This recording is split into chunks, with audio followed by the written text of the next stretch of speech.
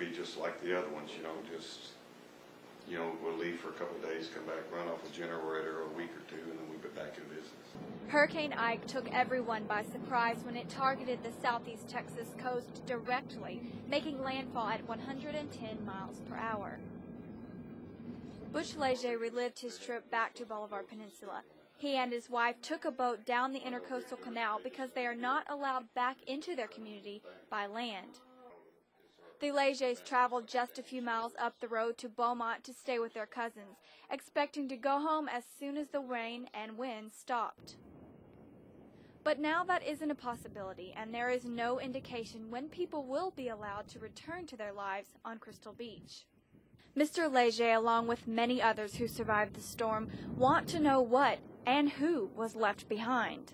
A lot of unanswered questions, like we'd like a list of who was rescued, names, where are they at?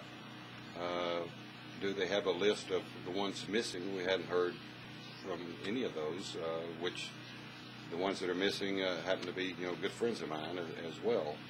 Since the storm, little information has been given as to these questions.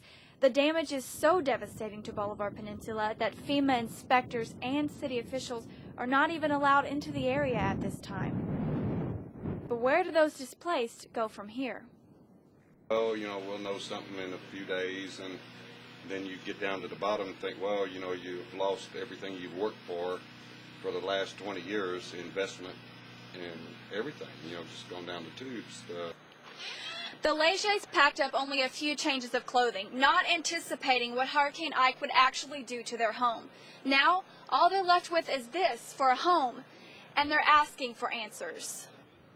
And with talks of the most damaged areas not being rebuildable, many residents are in fear of what is to come. Jessica Guidry, KBTV4, Beaumont.